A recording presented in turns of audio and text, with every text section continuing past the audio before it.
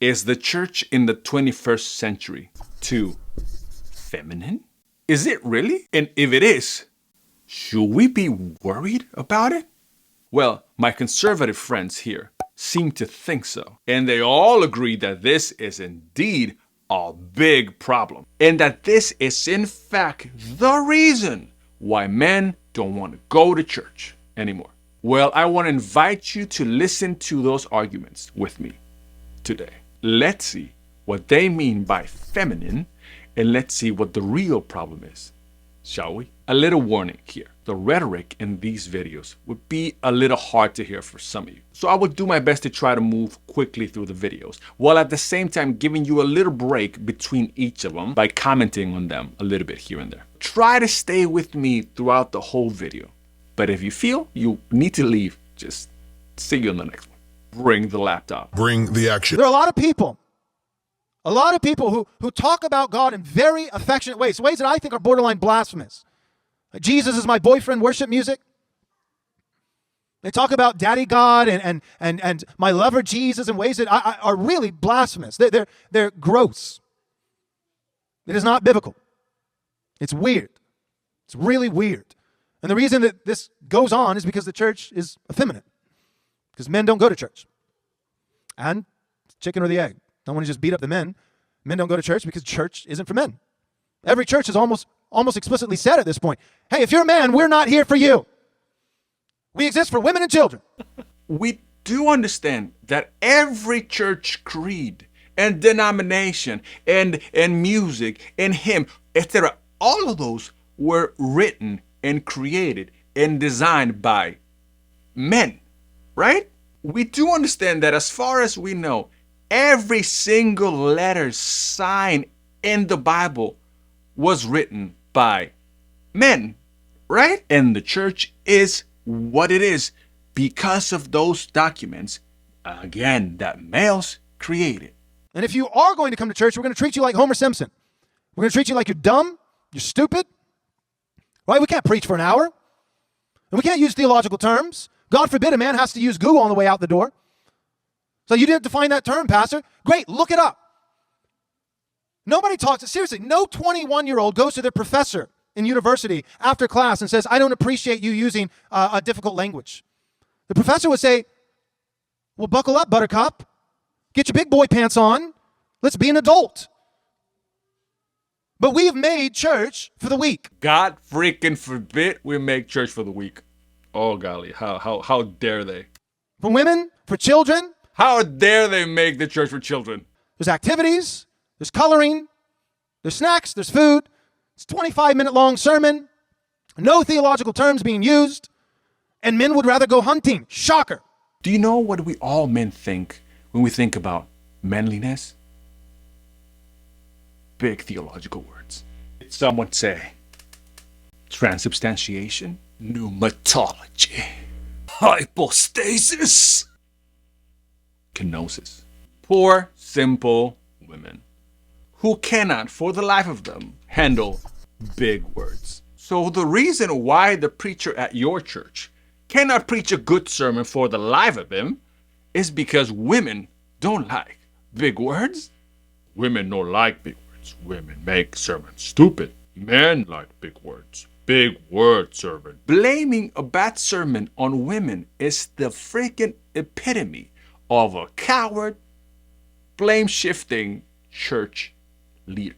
Men have failed in multiple arenas, but it's not just men. I mean, here's another thing that you see in church is just to show the effeminacy, the feminization of the church. Every Mother's Day, you hear a sermon that says, thank God for moms. And I would say yes and amen. Every Father's Day, you hear a sermon that says, do better dads. I think that there's a problem with that. If any sin ever is preached about in the church, it is always some kind of masculine sin. But that's not the way the Bible reads. Right? It's not always that a man is a predator, that a man is an abuser. In the Proverbs, we see that there is a wayward woman, that her feet never stay at home. She's a feminist. She's a feminist. Shut up. Here's another one. Here's an interesting article from CNN says Christian leadership in the U.S. has typically been seen as a male occupation. The right for women to be ordained and serve as faith leaders has been hard won over decades, and in several major factions like the Roman Catholic and Southern Baptist churches, women are barred from the highest levels of leadership. However, among mainstream denominations that do ordain women, a sea change is occurring. More women are entering seminary and other theological programs with the intent of becoming priests. As it follows, more women are also occupying these roles after being ordained. Women and men in the church have seen abuse and suffering. They've seen the role of the patriarchy in the church. They want to address constructively some of these challenges that have been facing both the church and our society. They're saying enough of this. We need to be different. So I think a lot of these women are marshaling energy in that direction. Two quick points about that. First, it's a myth that churches in America have been run by men up to this point. So if more women are getting involved in churches, that's not a sea change at all. It's not any kind of change. That's just more of the same. Most churches have been run by women for the past several decades. Okay, maybe not in an official capacity, whereas pastors or priests in all these cases, but women have been running the show in most churches for a long time. Is it really a myth that churches in America have been run by men up to this point? Is it really a myth? All of the sacred and guiding documents you say you agree with and profess, they were all created by males. And the church is what it is because of those documents, again, that males created. So this argument is nonsense. Even in the Catholic Church, where women cannot become priests, still your average Catholic parish, not going to have a female priest, but there will be, in almost every case, a gaggle of women who basically run things. Claiming that churches with more female butts on seats are run by women is just evidence of how pathetic men can get when their influence is threatened. When something is going wrong and they need something or someone or a group to blame. Influence that, by the way, cannot be threatened by these women. Because in most of these churches, if not all of these churches, women cannot, by law, take their jobs. And these men are lucky that they don't have to compete against women. Because for the looks of it, they will be out of a job in a week. There are also going to be a lot of women who don't have an official position. They are just part of the congregation, and yet they have inserted themselves into all these different aspects of what goes on in the church. And they're very vocal, and they're very... Ooh, vocal women. Ooh, so dangerous. Most churches have catered to women because they've effectively been run by women. Churches in America are already female-led, okay, much to their detriment. That's because the last thing that we need here is more women in church leadership positions.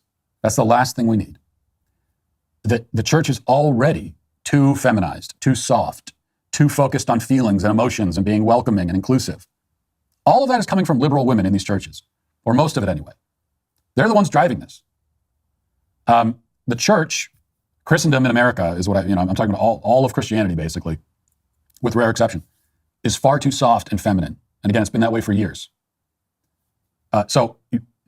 Adding more women into leadership, it's just going to drive that problem even more, which of course is what CNN wants. So they realize that. And it's a self-perpetuating problem. The more feminine the church is, the less men want to go. And the less that men want to go, the more women are in charge. Christianity is not what you think it is. The Jesus you think you follow is a man you wouldn't like at your church. The church you want and the church described in the Bible, they're not the same. The church you go to had to bend Christianity to fit your idea of manliness. It actually had to mutate to attract men like you. Check this following video now. Today, we're going to talk about the feminization of the church. So this is one of those things that a lot of people are talking about right now, and you're seeing podcasts pop up all over the place that are like, men need to be men, blah, blah, blah, and it just gets super extreme and insane. What I'm going to try to do today is talk to you about where it's gone wrong as far as the feminization of the church, and also what we can do to actually get men back in the church. I want to challenge you this week. Go into whatever church you're in, look at the songs, the makeup of the preaching, and the makeup of your congregation. And I bet you could tell me the makeup of your congregation by how the songs and the preaching actually go. Is it challenging, or does it affirm and smooth out your problems? Is the worship Jesus is my boyfriend type stuff? Like I want to cuddle Jesus all day long. And I got to be honest with you, a lot of that worship makes me super uncomfortable. I'm not a sloppy wet kiss guy. And I'll never be a sloppy wet kiss guy for all of eternity if we're at the throne and that's what everyone starts singing. I will quietly change the words. So it's just one of those things that I think is a symbol of the pervasive nature of the feminization of the church overall. I could give you a whole history of it, how men started going to work and were off the farm and started working factories, and it was mostly women in the church. So pastors are trying to keep the women happy. Kids ministry also came out of that as well. So moms wouldn't have to manage their kids in church. Kids just used to have to sit quiet in church because they would be disciplined at home if they didn't. So here's the thing. If you go into a typical church, that's what you're going to find. You're going to find, even in the decorations, the purple carpet, the flowers, feminized decorations. And Here we go again with the flowers and the decorations. And now, purple? What do you have against the color purple? Lady friends, ladies out there, if you're dating a guy and this guy suggests that a color, and by that I mean any freaking color, is either feminine or masculine, feel free to dump his freaking ass right there on the spot. Because this dude, my dude, needs some growing up to do still. think about your average dude. Just think about your average dude. How is he going to want to spend his Sunday? I'm going to go sing karaoke. How many men do you know love karaoke, right? Karaoke? So karaoke is not manly anymore? Can somebody please let the Koreans and Filipinos know about that?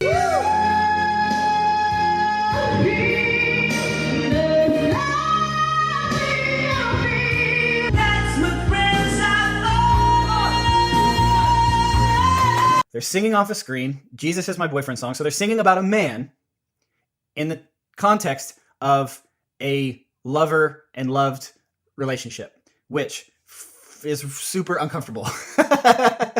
If you really think about it, you're not engaged at all as a man. Now, what's the other thing that they do in church?